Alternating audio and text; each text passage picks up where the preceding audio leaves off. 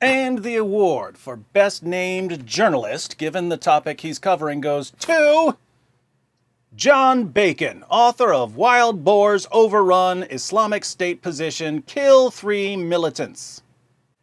In Mr. Bacon's sizzling article, he writes, 3 Islamic State militants setting up an ambush in a bitterly contested area of northern Iraq were killed by a herd of stampeding boars. The jihadis set up an ambush, but the pigs countered with a hambush. Mr. Bacon continues, Sheikh Anwar al-Asi, a chief of the local Ubaid tribe and supervisor of anti-ISIS forces, told the Times of London the militants were hiding. Hope they didn't get bored hiding all day. Hiding on the edge of a field about 50 miles southwest of Kirkuk when the boars overwhelmed them Sunday. Think about this. Pigs overwhelmed a group of seasoned jihadis who had machine guns. Those are some smart pigs. I don't know the name of the leader of the pigs, but I'm calling him Albert Swine. 5 other militants were injured. Of those 5 injured militants, rescue workers report this little jihadi pulled a hamstring. This little jihadi got pork chopped.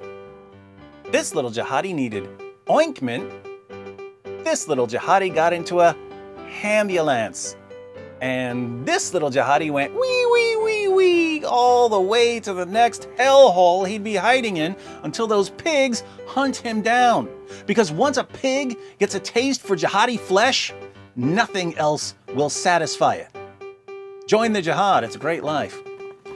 Tell us what's shaking, Mr. Bacon. He said the group was poised to attack a band of local tribesmen who had fled to nearby mountains since militants seized the town of Hawija 3 years ago. So ISIS conquers a town and imposes Sharia, a legal system championed by American Muslims like Linda Sarsour. Surprise, surprise, no one wants to live there anymore. But when people flee for their lives to get as far away from a town governed by Muhammad's teachings as they can, jihadis are hiding in the bushes waiting to kill them. It's Sharia or death, and people prefer death. Too bad Linda wasn't there to tell them about all those wonderful interest-free loans. Back to Mr. Bacon. It is likely their movement disturbed a herd of wild pigs which inhabit the area as well as the nearby cornfields. So the area was actually the home of a bunch of pigs. Sources report that the pig home was very stylish, and the pigs didn't like these jihadis huffing and puffing and Allahu Akbaring, so they attacked in a massacre that will forever be referred to by me as Swine 11. Mr. Bacon goes on to say that this band of militants had executed 25 people fleeing the caliphate in the days leading up to Swine 11. There was a twist in the tale. They thought there wouldn't be any repercussions. According to Mr. Bacon, they were mistaken. Now, just to be clear, I'm not having as much fun with this topic as I seem to be having, because I believe that all human beings, including jihadis, are created in the image of God. It's easy for many people to say, look at them, they're evil and violent, they deserve to die. But I was once evil and violent, and I deserved to die. Instead, I got a second chance, and I really want other evil, violent people to get that second chance. Up until their dying breaths, I'm hoping that jihadis turn away from an ideology that has convinced them that their highest calling is to kill other people who are created in the image of God. So at the end of the day, I don't find anyone's death amusing, not even the death of an ISIS jihadi. But there are other ISIS jihadis out there who are convinced that they're being empowered by Allah to reestablish the Islamic caliphate. A band of jihadis getting crushed by a sounder of wild boars is precisely the sort of thing that might make a jihadi wonder, does Allah really want us hiding in these bushes to kill fleeing villagers?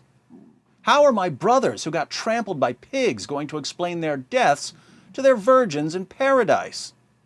Hi there. I was just talking to Abdullah. He died blowing up a busload of Afghani girls who were trying to attend school. He's so cool and macho. How did you die? I was killed by pigs. You mean Americans? No, I'm not speaking figuratively. I was killed by actual pigs. You mean you were killed by the Jews Allah cursed and transformed into pigs, as we read in the Holy Quran? No, they were normal, everyday pigs. I think I'm gonna go be Abdullah's everlasting sex slave. You let a bunch of pigs hog all your glory.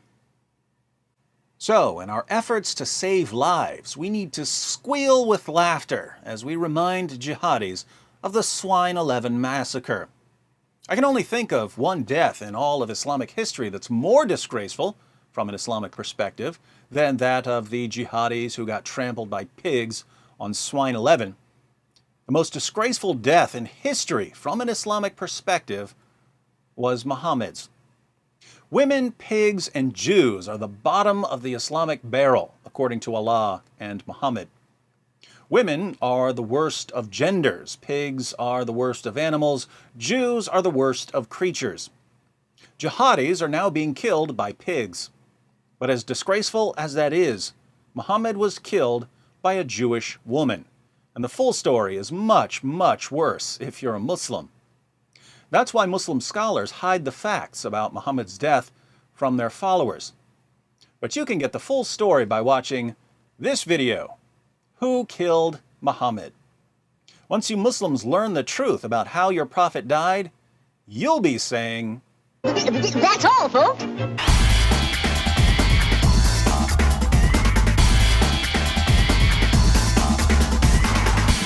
So, ISIS leader Abu Bakr al-Baghdadi walks into a bar with a pig under one arm.